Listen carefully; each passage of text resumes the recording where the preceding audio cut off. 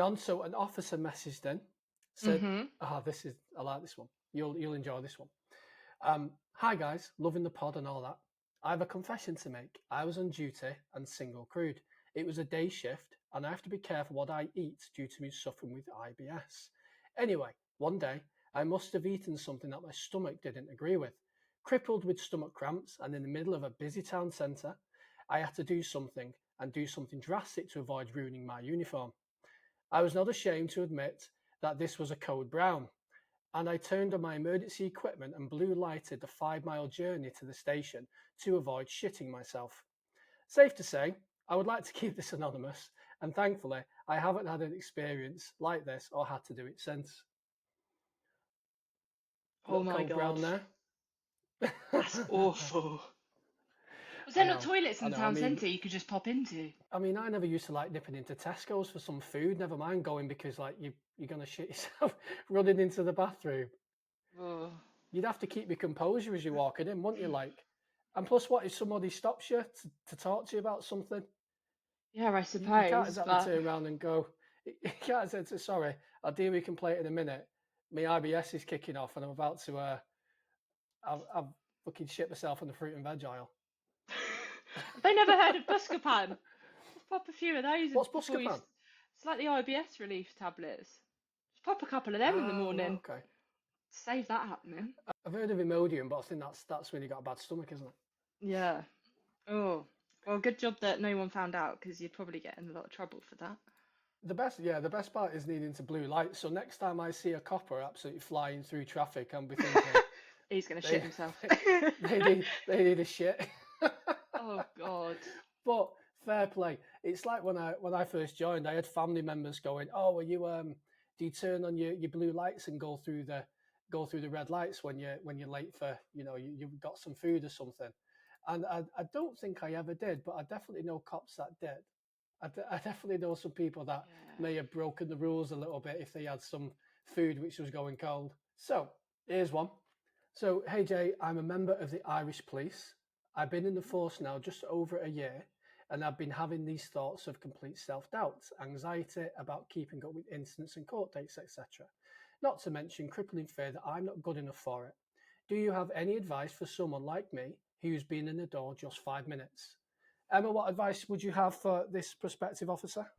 Hi everyone, this video is sponsored by my best-selling police memoir, The Job's Fuck Secret Diary of a Police Officer. If you want to find out the things that really happen in the police, the good, the bad and the ugly, the things what the police really don't want people to know, then check this book out. The book is available on Kindle, paperback and audio, and you can get it from the link in the description of this video. Be sure to like and subscribe and show some support to the channel. You can also sign up to my newsletter to receive news and updates, and you can even support me on Patreon for as little as a price of coffee a month. I'm a one-man army doing this, so your support means the absolute world. So please sit back, relax and enjoy the video. I can relate to that. I feel it's almost like massive imposter syndrome when you join the job because you've suddenly given all of this power. You suddenly become powerful enough to arrest someone even when you're not on duty, and you're given like you've got the opportunity to take people's freedom away. And I get that in thinking, oh my gosh, this is my job, this is my life now, and I don't feel like I'm ready for it. Obviously, when I joined, I think I was 21, 22, and if they're obviously young as well, it's quite a massive responsibility, especially if you've not sort of had children or anything like that. It's a massive responsibility. But all I would say is if you're struggling with court dates, you just speak to somebody, one of your superiors, and they're normally quite good because obviously you can't miss court dates because then cases get thrown out and it's not great. So just speak to someone, say that you're struggling in terms of like time management and stuff, and they can normally give you some time to sort out your account. But I do get the feeling, but I just think you wouldn't have got the job if you weren't cut out for it. I mean, you've passed training, you've done well, you're where you are, just stick to it. Solid advice. Yeah, so I think as well is with like imposter syndrome is we imagine that everybody else around us has an idea what they're doing and we are completely clueless and we're afraid of being found out.